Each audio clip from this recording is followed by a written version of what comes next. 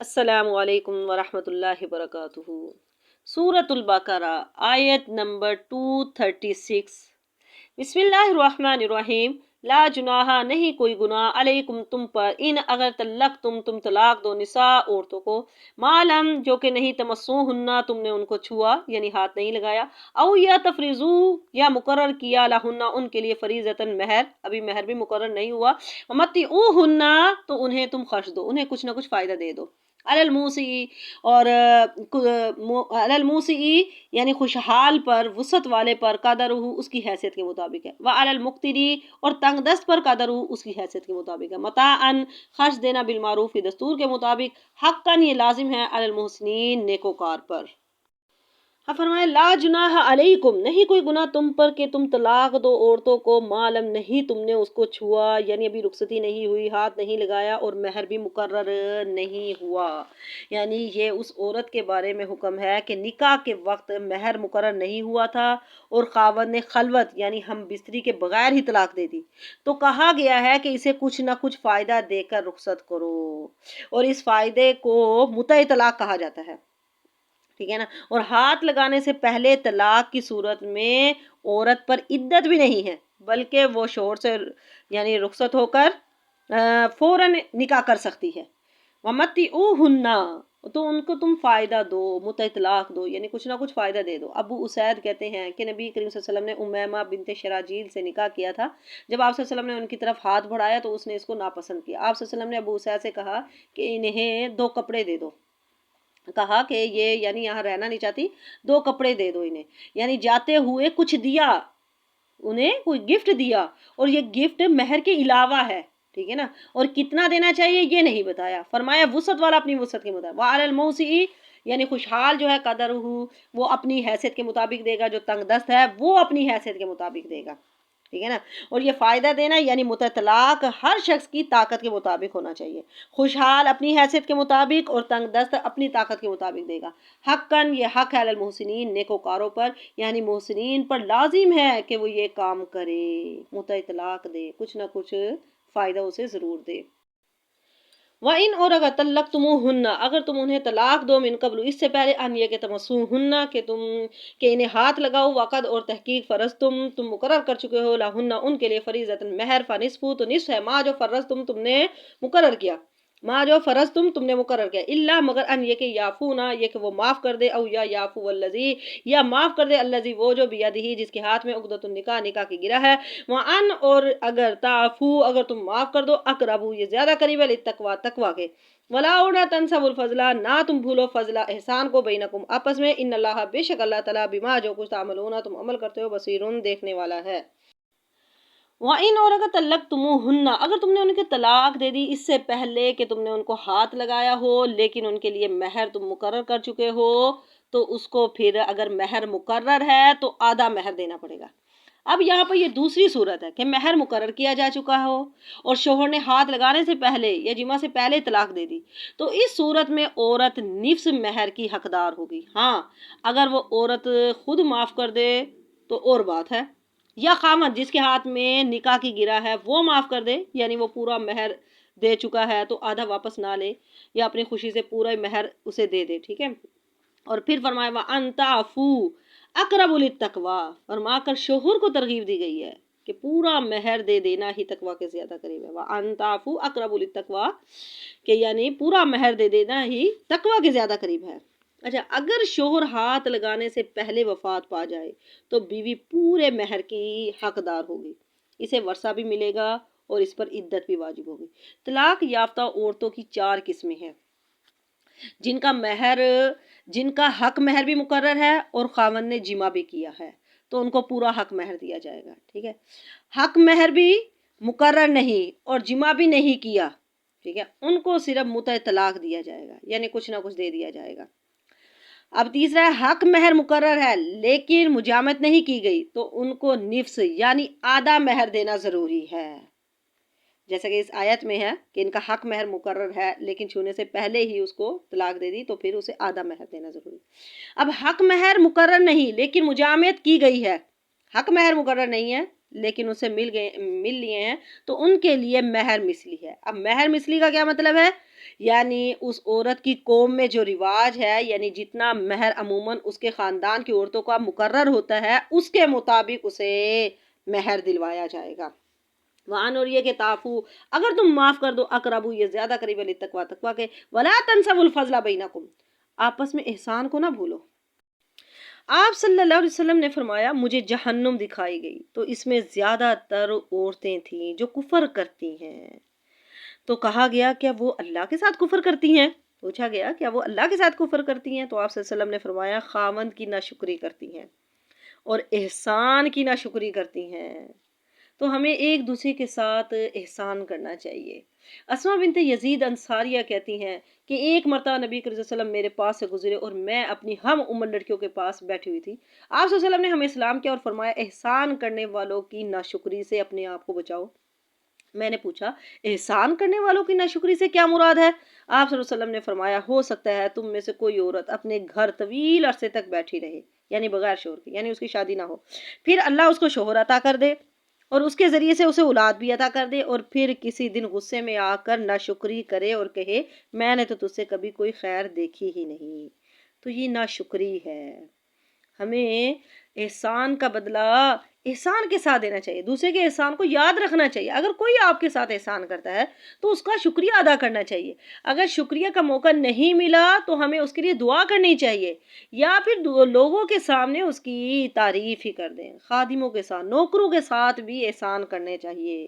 آپ صلی اللہ علیہ وسلم نے فرمایا اگر کسی کا خادم کھانا پکائے اور پھر وہ لے کر آئے اس حال میں کہ وہ اس کھانے کی گرمی اور دھواں برداشت کر چکا ہے، تو مالک کو چاہیے کہ وہ اسے اپنے ساتھ بٹھا کر کھانا کھلائے۔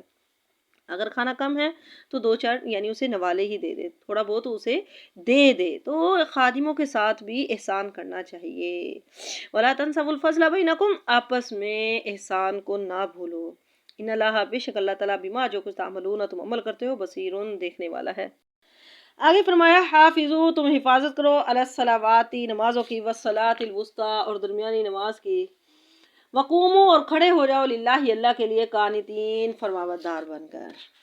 دیکھیں طلاق کے حکموں میں اللہ تعالیٰ نے نماز کا ذکر فرما دیا کہ دنیا کے معاملات میں غرق ہو کر عبادت کو نہ بھول جاؤ، نمازیں بھی ادا کرو۔ تو اس آیت میں اللہ کا حکم ہو رہا ہے کہ نمازوں کے وقت کی حفاظت کرو، اس کے حدود کی نگرانی رکھو اور اول وقت میں ادا کرتے رہو۔ حضرت عبداللہ بن مسعود نے نبی کریم صلی اللہ علیہ وسلم سے سوال کیا کہ کون سا عمل افضل ہے؟ آپ صلی اللہ علیہ وسلم نے فرمایا نماز کو وقت پر پڑھنا۔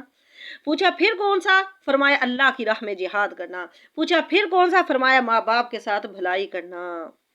ام فروا جو کہ بیعت کرنے والی عورتوں میں سے تھی فرماتی ہیں کہ نبی کریم صلی اللہ علیہ وسلم سے میں نے سنا آپ صلی اللہ علیہ وسلم اعمال کا ذکر فرما رہے تھے، اسی میں آپ صلی اللہ علیہ وسلم نے فرمایا سب سے زیادہ پسندیدہ عمل اللہ کے نزدیک نماز کو اول وقت میں ادا کرنا ہے۔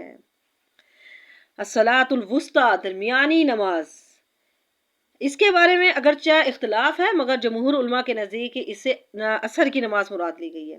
حدیث سے بھی اس کی تائید ہوتی ہے۔ نبی صلی اللہ علیہ وسلم نے غزوہ احزاب کے موقع پر فرمایا، یعنی خندق والے دن فرمایا تھا شغلونا عن الصلاۃ الوسطیٰ صلاۃ العصر ملا اللہ بیوتہم وقبورہم نارا، انہوں نے ہمیں صلاۃ وسطیٰ یعنی عصر کی نماز سے روک دیا، اللہ تعالیٰ ان کے گھروں اور قبروں کو آگ سے بھر دے۔ تو والصلاۃ الوسطیٰ یعنی درمیانی نماز صلاۃ عصر۔ آپ صلی اللہ علیہ وسلم نے فرمایا جس سے عصر کی نماز فوت ہو جائے اس کا گھر تباہ ہو گیا اور مال و اسباب اس کا برباد ہو گیا۔ آپ صلی اللہ علیہ وسلم نے فرمایا جس شخص نے عصر کی نماز چھوڑ دی اس کے اعمال غارت ہو جاتے ہیں، اس کے اعمال ہی برباد ہو گئے۔ اچھا یہاں پر صلاۃ الوسطیٰ کہا گیا، یعنی یہاں پر نماز وسطیٰ کیوں کہا گیا، نماز عصر کیوں نہیں کہا گیا؟ اس لیے کیونکہ صرف عصر کی نماز کی حفاظت نہیں کرنی بلکہ ساری نمازوں کی ہی حفاظت کرنی ہے۔ جس طرح لیلۃ القدر کا نہیں بتایا تاکہ تم 5 راتیں عبادت کرو، اور اسی طرح جمعے کے دن ایک گھڑی ہے جس میں دعا قبول ہوتی ہے، لیکن اس گھڑی کا نہیں بتایا گیا تاکہ تم سارا دن ہی دعا مانگو۔ وقوم، اور کھڑے ہو جائے، للہ، اللہ کے لیے، قانتین، فرمانبردار بن کر۔ تو عبداللہ بن مسعود نے آپ صلی اللہ علیہ وسلم سے سوال کیا اور سلام کیا، آپ صلی اللہ علیہ وسلم نماز میں تھے، جواب نہیں دیا، پھر سلام پھیرنے کے بعد جواب دیا اور فرمایا کہ اللہ نے حکم نازل فرمایا نماز میں خاموش رہو، یعنی یہ آیت نازل ہونے سے پہلے لوگ نماز میں بات چیت کر لیا کرتے تھے، جب یہ آیت اتری تو چپ رہنے کا حکم دیا، قانتین فرما بردار بن کے کھڑے ہو جاؤ، فرما بردار ہو کر کھڑے ہو جاؤ، یعنی نماز میں کوئی ایسی حرکت نہ کرو کہ جس سے معلوم ہو کہ انسان نماز کی حالت میں نہیں ہے، جیسے کہ کوئی کھانا پینا ہے یا کسی سے کوئی بات چیت وغیرہ کرنا ہے، یعنی ایسے نہیں کرنا چاہیے۔ عربی زبان میں قنوت کے کئی معنی آتے ہیں، مگر یہاں پر مراد سکوت یعنی خاموشی سے ہے، خاموشی سے کھڑے ہو جانا ہے۔ زید بن ارقم رضی اللہ تعالیٰ عنہ فرماتے ہیں ہم نماز میں ایک دوسرے سے بات کر لیا کرتے تھے، کوئی بھی شخص اپنے دوسرے بھائی سے یعنی جو نماز میں ہوتا تھا اپنی کسی ضرورت کے لیے بات کر لیا کرتا تھا، یہاں تک کہ یہ آیت نازل ہو گئی حافظوا علی الصلاۃ والصلاۃ الوسطیٰ، ٹھیک ہے، وقوموا للہ قانتین، تو ہمیں نماز میں خاموش رہنے کا حکم دے دیا گیا اور باتیں کرنے سے منع کر دیا گیا۔ اور پھر نبی کریم صلی اللہ علیہ وسلم نے فرمایا جو ایمان کے ساتھ ان کو ادا کرے گا یعنی نماز کو تو وہ جنت میں داخل ہوگا، یعنی جس نے 5 نمازوں کی رکوع سجود نماز کے وقت کی حفاظت کی اور وضو کی حفاظت کی اور جو فرض نمازوں کی حفاظت کرتا ہے تو وہ غافلوں میں نہیں لکھا جاتا۔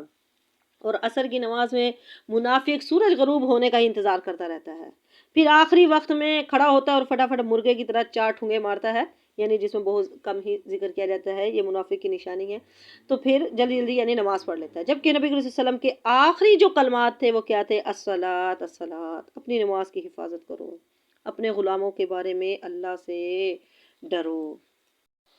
تو آگے فرمایا فَإِن، پھر اگر تمہیں ڈر ہو، فرجالن تو پھر پیدل ہی، او یا رکبان یا سوار ہو تو پھر نماز پڑھ لو، فَإِذَا پھر جب امین تم امن میں آ جاؤ، فذکروا اللہ تو یاد کرو اللہ تعالیٰ کو، کما جیسے کہ اللہ مقوم اس نے سکھایا تم کو، ما جو لم نہیں تکونو تم تھے، تعلمون تم جانتے۔